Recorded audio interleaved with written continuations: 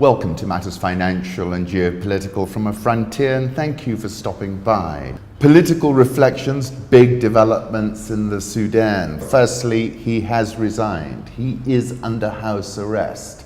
A lot of his cohorts in a similar position. And this caught my attention. From the live broadcast of the Khartoum sit-in, one protester said, "The regime fell. It didn't fall. We're staying right here until all our demands are met." And this is an important point. I think the difference between what we saw with Bouazizi, what we saw with Ouagadougou, Egypt, was that the rear guard fought a very strong reaction and fight back. And I don't think it's going to work this time. I think they'll fail, and they've got to get with the new normal. The army in both Algeria and Sudan, I expect, to tip in favor of the protesters. He's under house arrest with his guards and loyal elites getting arrested with the military. Khartoum airport is closed. The question is, will he be handed over to the ICC, or will he manage to find a bolt hole somewhere like Saudi Arabia? And of course, the iconic figure of this Sudanese revolution has been a 22-year-old engineering and architecture student. Her name is Allah Salah. And there have been numerous iconic revolutionary type photographs. This is our Che Guevara figure, it seems to me. In this tweet, she said, "I thank you for all from the bottom of my heart. The struggle for a democratic and prosperous Sudan continues. We will not bow down to al-Bashir." And I asked, is she a 21st century African revolutionary icon? And it was a rhetorical question in many ways.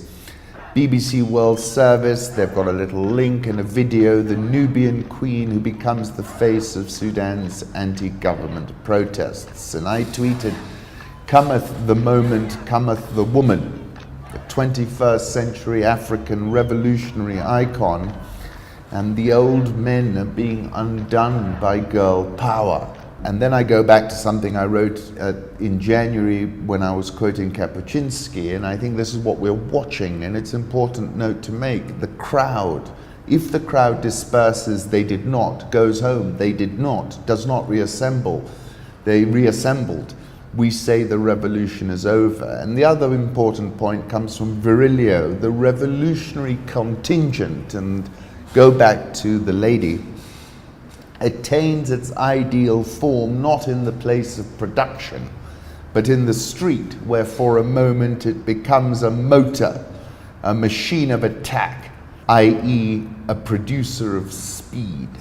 This photograph I loved. This is from Yusra El Bagir, who says, "The revolution can wait, Barcelona and Man United are playing." And then I remind you of that old Sudanese revolutionary song, "We sing in our prison as you tremble in your castle," and that has turned out to be true. I wrote in January, Bashir is a political Harry Houdini, or otherwise he would not have lasted more than 3 decades, but it's clear these are the last days or the end times, and today was the end time for Bashir Harry Houdini. Interesting point that France 24 picked up on. No one wants to own the economic catastrophe that has befallen Sudan. The current regime can't distance itself from it, and the army doesn't want to inherit the catastrophe. So serious, interesting developments we're witnessing unfold in front of us. And I think this time round, this is a tipping point in point of fact. This old gerontocratic order simply can't deliver. And essentially, it's showing that the emperor has no clothes. And we're going to see this infect a lot of other countries, I think. Foreign affairs, think of Europe today as an unexploded bomb. Its detonator intact and functional, its explosives still live.